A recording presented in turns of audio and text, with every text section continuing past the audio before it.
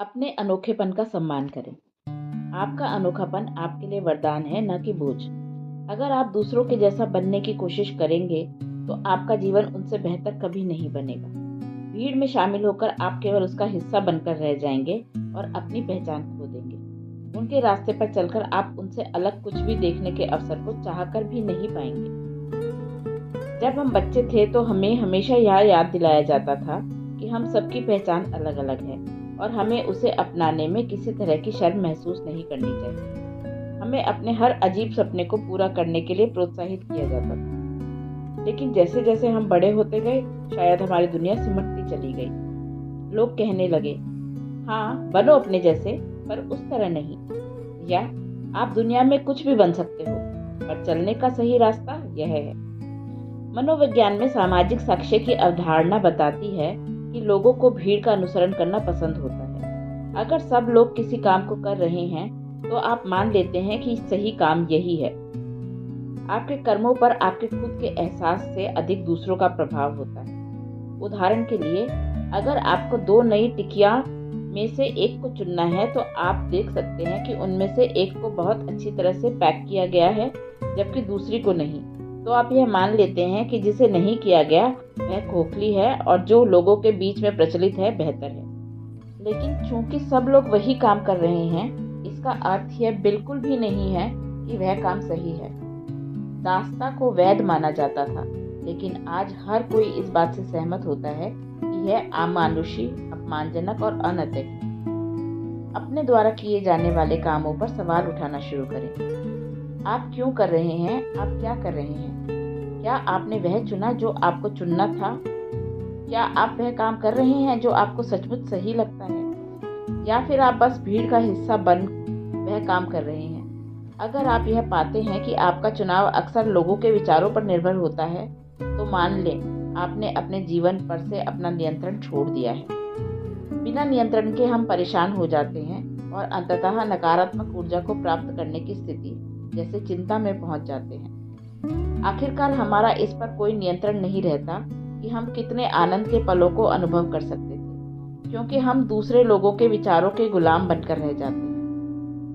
डर और अभाव का आमतौर पर इस्तेमाल समाज को नियंत्रित करने के लिए किया जाता है।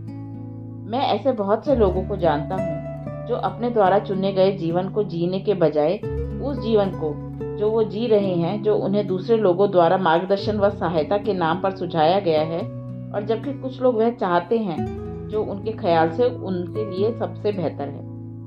हो सकता है कि वे समझ ही ना पाएं कि उनके लिए क्या बेहतर है।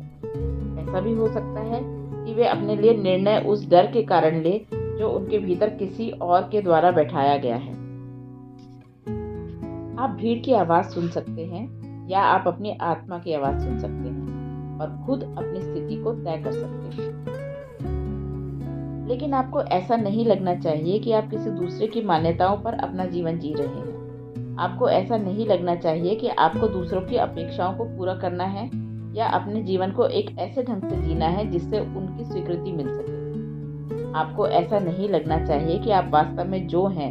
आपके अनोखेपन का सामना करने से आपको शर्म महसूस होनी चाहिए। जीवन को कभी सीमाओं में नहीं बांधा जाना चाहिए।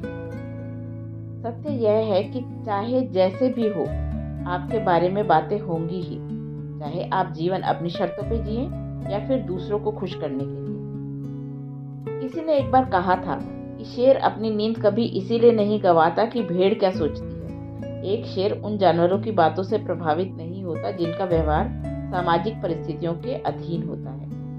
भेड़ हमेशा पुष्टिकरण खोजती रहती है, अपनी दिशा हमेशा बदलती रहती है और अपनी पहचान खो देती है। इसीलिए वह हमेशा खोई रहती है और उसकी दुर्दशा होती है। सिल्क शब्द को 10 बार जोर जोर से कहें। अब मुझे बताएं कि गाय क्या पीती है? क्या आपने मिल्क, दूध कहा? अगर आपने कहा तो आप मनोवैज्ञानिक तकनीक के जाल, जिसे प्रीमिंग, भड़काना कहते हैं, में फंस गए। मैंने आपको पहले ही एक खास उत्तर देने के लिए तैयार कर दिया, हालांकि मेरा उत्तर गलत था। इसका एक और उदाहरण देता हूँ। अगर मैं आपको एक कहानी सुनाऊं कि कैसे एक बार मैं सुदूर कहीं बीच में खो गया था और मुझे बिल्कुल नहीं पता था कि कैसे मैं वहां से बाहर निकलूं, और फिर मैं आपसे कहूं कि आप सट शब्द को पूरा करें। मेरा दावा है आप यहाँ पर स्टिक शब्द के बजाय स्टक शब्द का प्रयोग करेंगे। फ्रेमिंग, भड़काना, बिना शब्दों के आपस में संबंध को महसूस किए याद करने के लिए संकेत देकर मदद भी करती है। कल्पना करें अगर आप अपनी सोच के अनुसार लोगों को स्थिर कर सकते हैं और एक अलग तरीके से उनके साथ बिना कुछ जाने व्यवहार कर सकते हैं।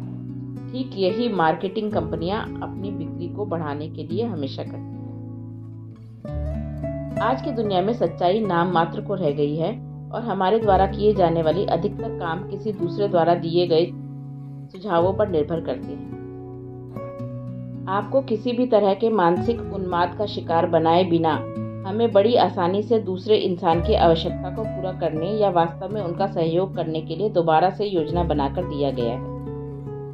किसी को भी आपकी व्यक्तिगत पहचान को आपसे दूर ना करने दें, बस इसीलिए कि आपको बाकी समाज में फिट किया जा सके। अपने अनोखेपन को खुद में समाहित कर लें।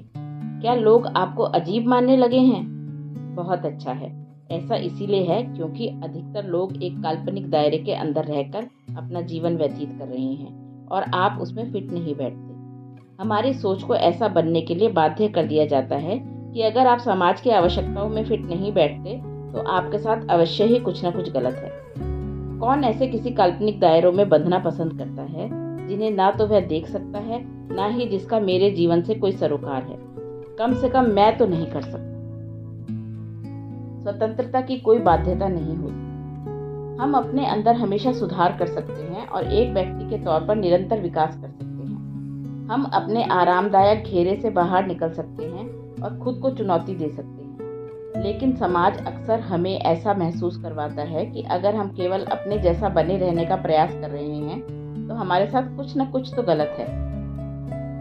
वे आपको निस्तब्ध कहेंगे क्योंकि आप अपनी शांति में खुश हैं। वे आपको कमजोर कहेंगे क्योंकि आप झगड़ों और नाटकबाजी से बचते हैं। वे आपको धुनी कहेंगे क्योंकि आप जिन चीज़ों से प्यार करते हैं उनके लिए जोशीले हैं। वे आपको उजड़ कहेंगे क्योंकि आप सामाजिक प्रमोद से खुद को दूर रखते हैं। वे आपको अपना आत्मसम्मान बनाए रखने के लिए अहंकारी कहेंगे। वे आपको मिलनसार ना होने के लिए बोरिंग कहेंगे। वे आपको उनसे अलग मान्यताओं को मानने के लिए गलत बताएंगे। जब आप उन हर छोटी छोटी बातों में शामिल नहीं होंगे तो वे आपको शर्मीला बताएंगे। वे आपको सामाजिक चलन के साथ न चलने के लिए अजीब कहेंगे। वे आपको अपना नजरिया सकारात्मक बनाए रखने की कोशिश के लिए बनावटी ठहराएंगे। वे आपको अकेला कहेंगे क्योंकि आप अपने अकेलेपन में खुश रहते हैं। वे आपको उनके रास्ते पर न चलने के लिए भटका हुआ इंसान कहेंगे। वे आपको ज्ञान की निरंतर खोज में रहने के लिए मूर्ख कहेंगे। वे आपको किसी प्रसिद्ध व्यक्ति जैसा न दिखने के लिए बदसूरत कहेंगे। वे आपको एक उच्च श्रेणी का विद्यार्थी न होने के लिए बुद्धू कहेंगे। वे आपको दूसरे से अलग सोच के लिए पागल कहेंगे। वे आपको पैसे की कीमत पहचानने के लिए घटिया कहेंगे। वे आपको नकारात्मक सोच वाले लोगों से दूरी बनाने के लिए विश्वासघाती कहेंगे। उनको आपको जो कहना है उन्हें कहने दें। आपको उस भूमिका को नहीं निभाना जिसे वे चाहते हैं कि आप निभाएं। इस संसार में आपको जिस भूमिका को निभाना है उसकी रचना आप स्वयं करें।